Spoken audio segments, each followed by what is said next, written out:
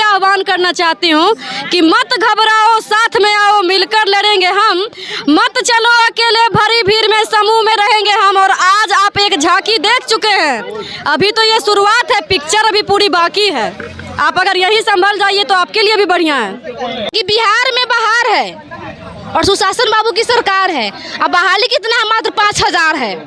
तो बस 5000 बहाली हो रहा है। रियल में आपको बहाली करना है, युवा बिहार के युवाओं को रोजगार देना है तो 1.5 लाख बहाली कीजिए सर, आप में दम है तो।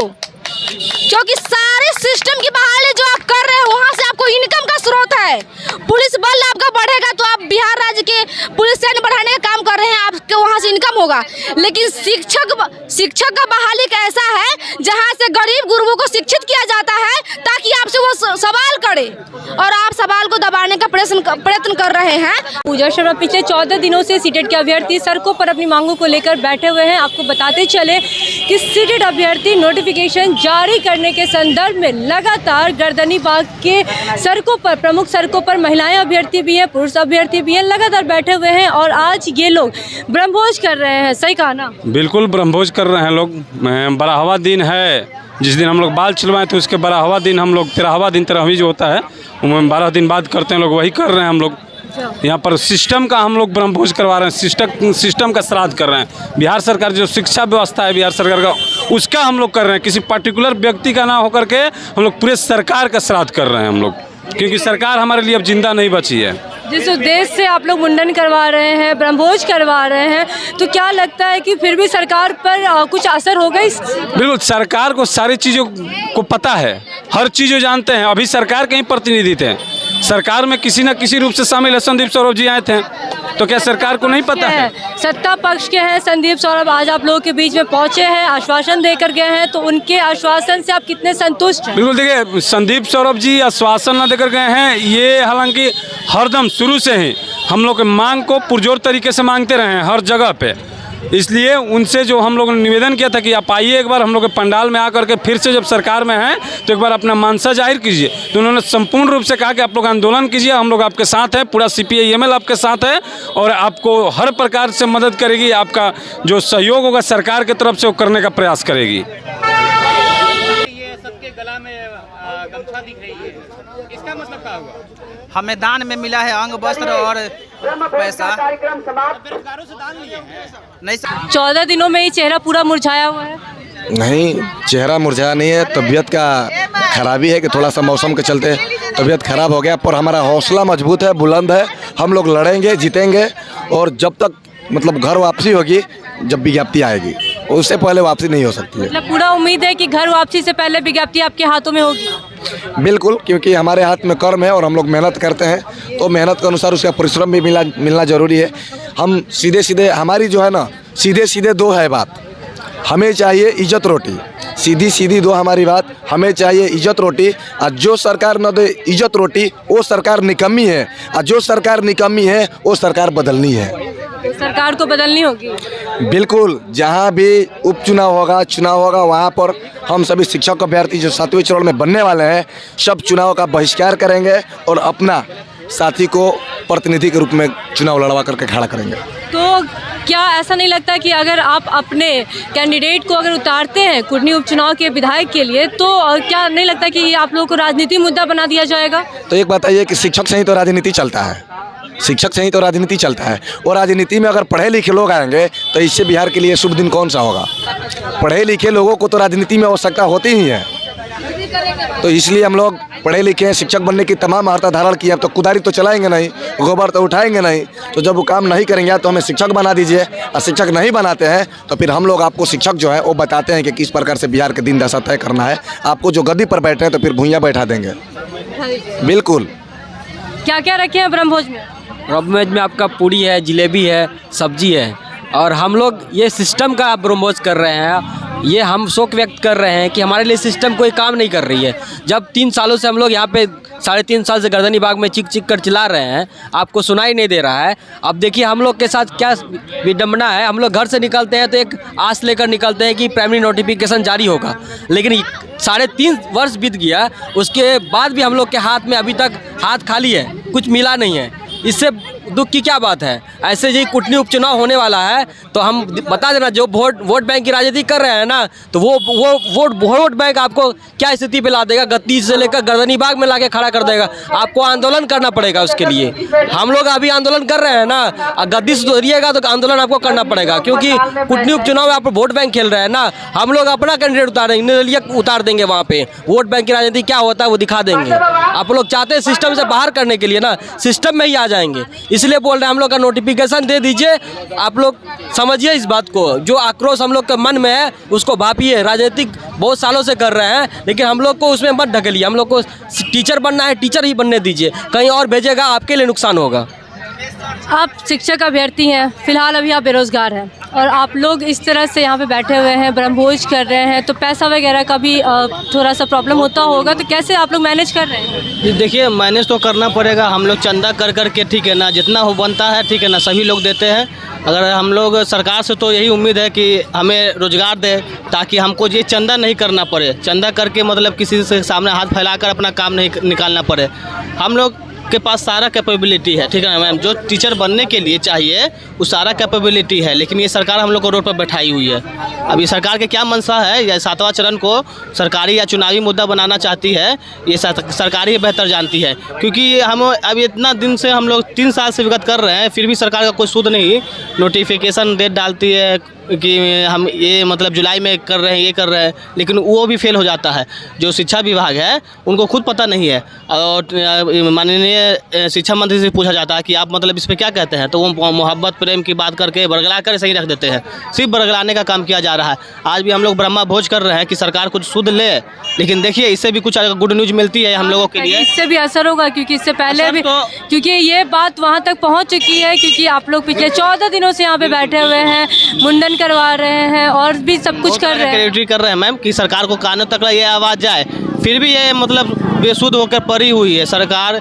कुछ ही दिन पहले, कल का ही था, वो शिक्षा जो था, शिक्षा के लिए जो आंदोलन हुआ था, उसमें देखिए तुरंत एक दिन में सुन लिया गया, ठीक है ना। उन लोगों को भीड़ की बदौलत, हम लोग को अगर भीड़ रहेगी, ठीक है ना, तादाद रहेगी आंदोलन में, तो सरकार जरूर हमारी मांगों को सुनेगी। अगर हम लोग रोड पर भी उतरे, जुलाई में भी रोड पर उतरे, उससे भी सरकार को सुध ली, ठीक है ना। इसी तरह से हम क्या करेंगे, आंदोलन एक चारा है हम लोग को करने के लिए। अब हम क्या कर सकते हैं। जो तमाम सीटेड अभ्यर्थी है उनको क्या कुछ कहना चाहते हैं? उनको हम ये कहना चाहते हैं, आप लोग आंदोलन में शरीक हो, ठीक है ना, यही आपको मजबूती प्रदान करेगा। आप सीटेट की तैयारी मत करिए, ठीक है ना। सीटेट की तैयारी करिएगा आप पीछे हो जाइएगा। अगर आप चाहिएगा सीटेट की तैयारी करके हम नंबर लाकर मतलब 7th फेज के लिए एलिजिबल हो जाएंगे, तो ये आपको अपने पर कुल्हाड़ी मार रहे हैं, ठीक है। 1,20,000 हम लोग सीटेड अभ्यर्थी हैं प्राइमरी में। अब हम लोग निर्दलीय वहाँ पे उतारेंगे अपने साथी को, बेरोजगार साथी को। समझ जाइए, एक परिवार में 5 से 6 लोग रहते हैं मेंबर, तो अपने बेरोजगार बेटा को ही वोट देगा और 38 जिला के स्टूडेंट को हम वहाँ पर कैंपेन करवा देंगे। तो आप समझ जाइएगा क्या आप लोग हम लोग के साथ जो कर रहे हैं, इस बात को आप भूल जाइए। एक परिवार नहीं, 1,20,000 वोट बैंक है हम लोग, और उतर गए तो आप लोग को हम होश पे ला देंगे।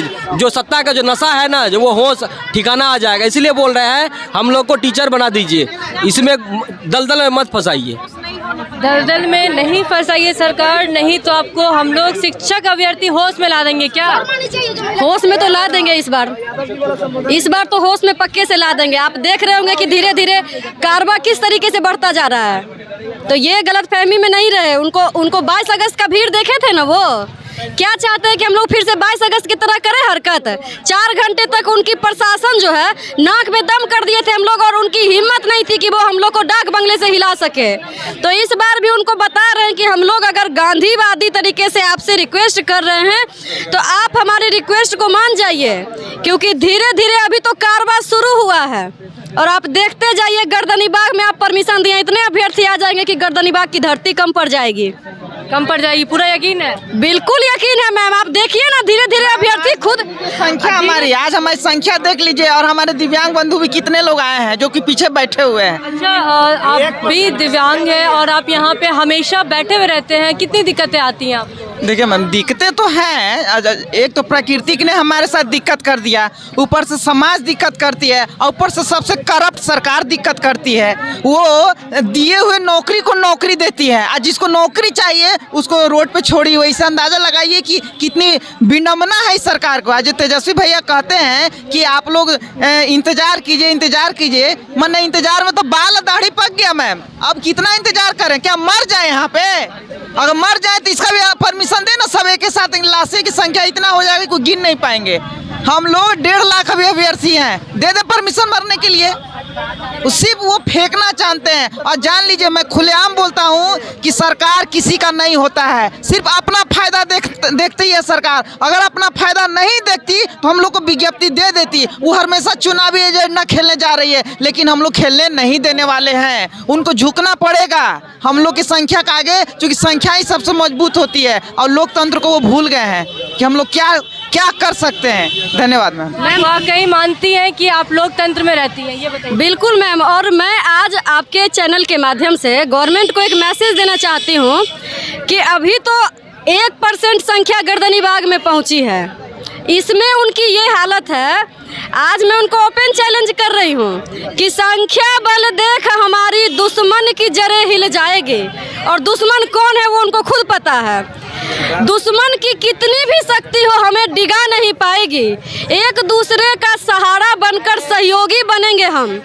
लक्ष्य हमारा जरूर पूरा होगा, फिर इसी गर्दनीबाग की धरती से उत्सव करेंगे हम।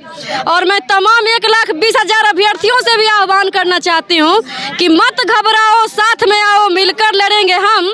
मत चलो अकेले, भरी भीड़ में समूह में रहेंगे हम। और आज आप एक झांकी देख चुके हैं, अभी तो ये शुरुआत है, पिक्चर अभी पूरी बाकी है। आप अगर यही संभल जाइए तो आपके लिए भी बढ़िया है। चलिए, क्या बात है। विभिन्न विभागों में नियुक्ति पत्र बांटे जा रहे हैं, लेकिन अभी तक आप लोगों को विज्ञप्ति नहीं मिला, क्योंकि पिछले 3 साल से आप लोग लगातार संघर्ष कर रहे हैं। आप लोग का संघर्ष अभी भी जारी है।